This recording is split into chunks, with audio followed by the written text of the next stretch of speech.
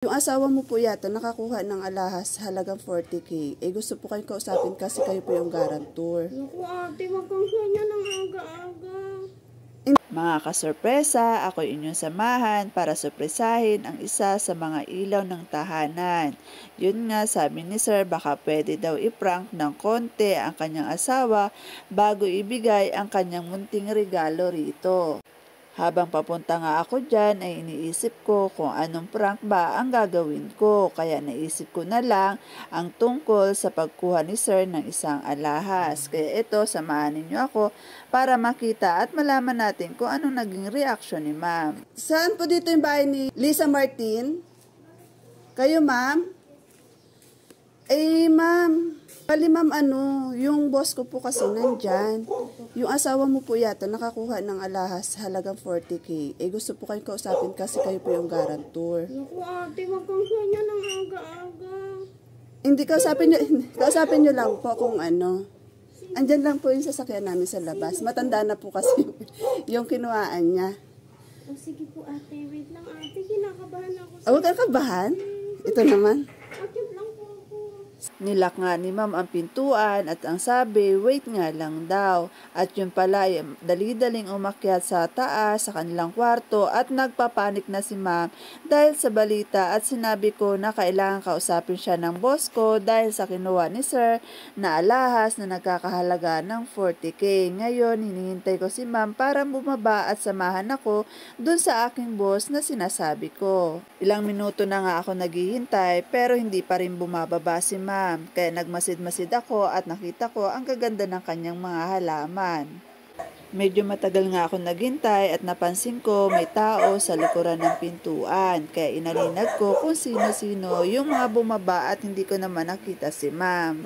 Opo, yung kasi pong matanda, andun po kasi, kakausapin lang po yung mama mo. Habang nagsasalita nga ako ay panay ang kindat ko at nagsasign ako ng silent lang. Pero yung isang lalaki sa likod ng pintuan ay nakita ang cellphone ko na nagkakamera. Kaya nagets na niya kung ano ang aking pakay. Yung naghihintay ako sa pintuang yan pero sa kabilang pintuan pala lumabas si Ma'am. Napapag-usapan naman. Ikaklaro lang po kung kayo po ba talaga kasi mabait naman yon. Na lang naman natin kung siya, papakita lang yung Ate, nangangatog ako. Ate, pag ako hindi matay. Hindi man, relax ka. Painumin mo nga ng tubig siya.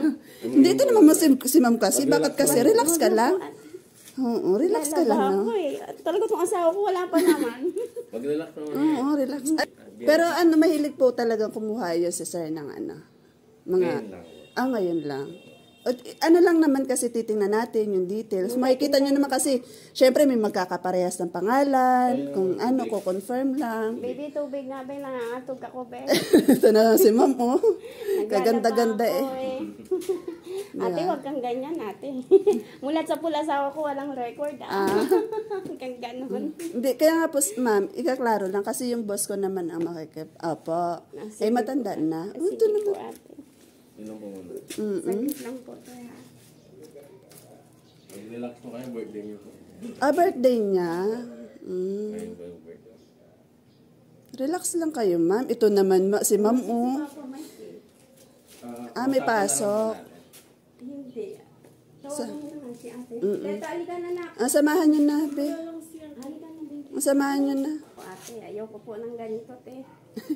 Relax ka lang. Kasi kung wala naman, wala. Kung baga, i-clear lang. Diba, sir? Ako.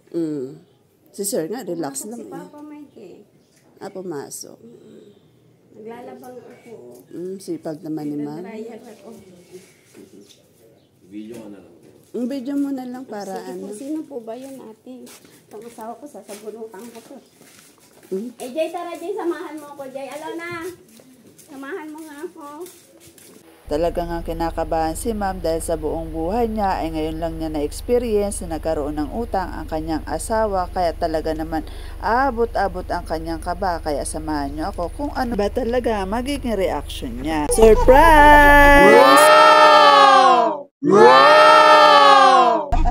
Sabi ko sa inyo, kayo kabahan. Happy birthday! Thank you.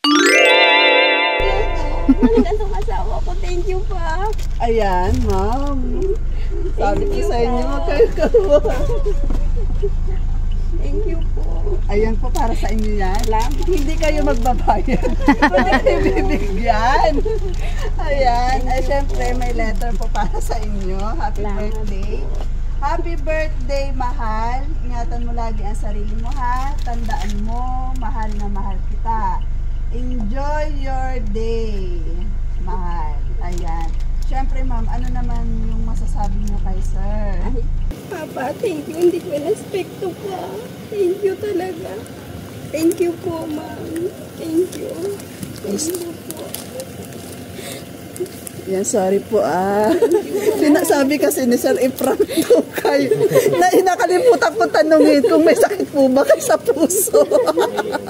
May mga ganang problema, ma'am. Harapin nyo kung wala naman kayong ginagawa. Ha? Huwag po kayong matakot kasi nagkakaedad na tayo. Para, oo, ako po rin naiyak natin.